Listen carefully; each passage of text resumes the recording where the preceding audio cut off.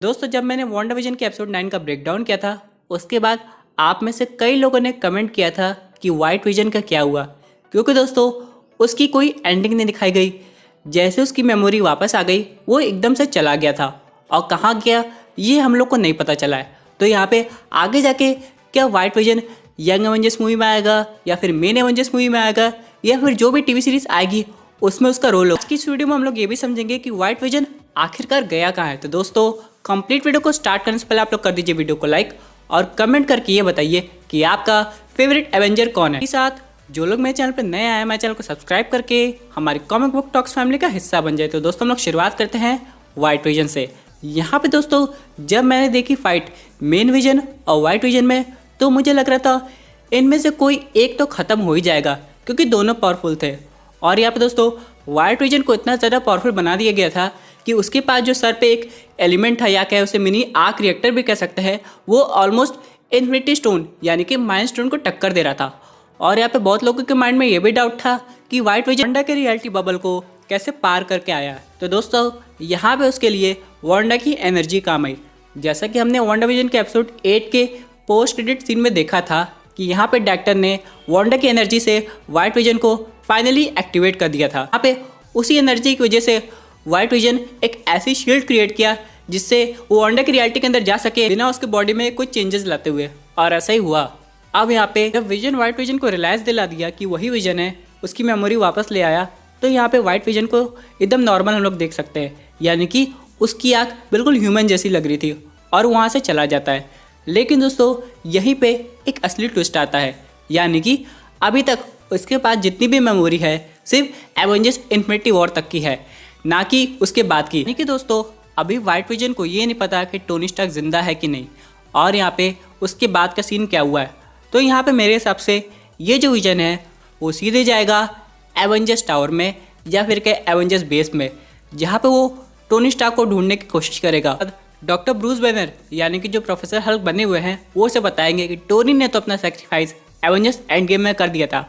हालांकि वो भी वाइट विजन को देख के काफ़ी ज़्यादा शॉक हो जाएंगे। लेकिन दोस्तों यहाँ पे एक दूसरा सिनारियो भी बनता है कि वाइट विजन कहाँ जा सकता है। ये वहीं जाएगा जहाँ पे आखिरी बार उसकी डेथ हुई थी, यानी कि वकांडा में। अब जैसे कि ये विजन वांडा की रियलिटी के पार जा सकता है, वैसे ये वकांडा की बाउंड्रीज को भी पार कर सकता है, जहाँ पे ये सीधे शूरी से मिलेगा क्योंकि आखिरी बार इसका इलाज वही कर रही थी और हो सकता है वही से वापस ठीक कर दे। क्योंकि हम लोग एक चीज़ नोटिस करेंगे दोस्तों, भले इसकी मेमोरी इसके पास आ गई है लेकिन इसके पास इमोशंस बिल्कुल ख़त्म हो गए। इसका मतलब दोस्तों ये है कि मेमोरी के बाद भी ये वांडा के साथ नहीं रह सकता, और शायद यही रीज़न होगा वांडा भी वाइट विजन के पीछे नहीं गई। क्योंकि अगर ऐसा होता तो मैं भी मेरे हिसाब से जैसे वाइट विजन की मेमोरी वापस आती है उन लोग की फाइट करने में हेल्प करता, लेकिन उसने बिल्कुल ऐसा नहीं किया। वो वहाँ से चला गया, ना उसे वांडा से कोई मतलब है ना बाकी लोगों से। वो बस अब लाइफ में ये देखना चाहता है कि वो आगे क्या कर सकता है। यानी दोस्तों मेरे हिसाब से जब शॉर्ट के डायरेक्टर इस विजन को क्रिएट कर रहे होंगे तो हो सकता है इन्होंने इस विजन का इमोशनल सर्किट रिमूव कर दिया हो। अब दोस्तों आप लोग सोचेंगे इससे होगा क्या, यानी अगर शॉर्ट के डायरेक्टर अभी भी उस वाइट विजन को कंट्रोल करते तो उसे जो भी मिशन देते, चाहे वो मिशन सही हो या फिर गलत हो, वो विजन वो करके रहता। और यहाँ पे अगर उस विजन के पास अपनी इमोशनल थिंकिंग होती तो हो सके अगर उसे वो मिशन गलत लग रहा हो तो उसे हटा देता, यानी उसे करने से मना कर देता। और यही रीज़न होगा दोस्तों वाइट विजन के पास एकदम भी इमोशन नहीं है। तो आगे जाके लोगों का ये क्वेश्चन होगा कि वाइट विजन और वांडा एक दूसरे से मिलेंगे, तो इसका आंसर है हाँ, ऐसा हो सकता है। लेकिन अब वो लोग एक साथ नहीं रहेंगे क्योंकि यहाँ पे कॉमिक बुक में भी ऐसा हुआ था, यानी कुछ टाइम तक वो लोग साथ रहे, फिर बाद में उनको रियलाइज़ हुआ कि उनकी अब थिंकिंग एक दूसरे से मिल नहीं रही है और वो लोग अलग हो जाते हैं।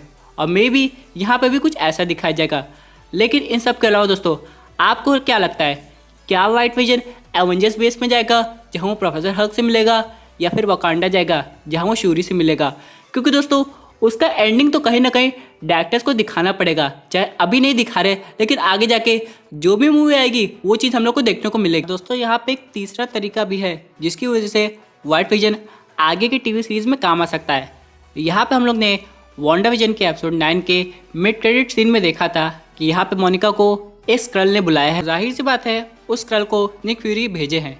इसका मतलब ये है दोस्तों कि अगर मोनिका जानती है कि वाइट विजन अब भी है तो हो सकता है हम लोग को सीक्रेट इन्वेजन में ये विजन दिखाई देगा। क्योंकि दोस्तों इसका कहीं ना कहीं तो रोल दिखाया जाएगा। क्योंकि अगर आप लोग सोचिए कैरेक्टर्स को दिखा रहे, उसकी पावर्स को दिखा रहे, उसके बाद आगे जाके किसी भी स्टोरी में उसका यूज़ ना हो, ना उसकी एंडिंग हो, तो ऐसा कैसे लगेगा। इसलिए दोस्तों मेरे हिसाब से भी इसकी भी कोई डेफिनेट एंडिंग या फिर आगे की स्टोरी लाइन दिखाई जाएगी। तो ये थे एक अमेजिंग अपडेट जो कि रिलेटेड थी व्हाइट विजन से। आई होप आपको ये वीडियो पसंद आई होगी। वैसे आपके क्या व्यूज बटलर टॉपिक पे अपने व्यूज जरूर कमेंट कीजिए दोस्तों। अगर आप ऐसे unique super hero content enjoy करना चाहते हैं तो हमारे चैनल को सब्सक्राइब करके हमारे सुपर हीरो फैमिली का हिस्सा बन जाएगा। Thank you for watching.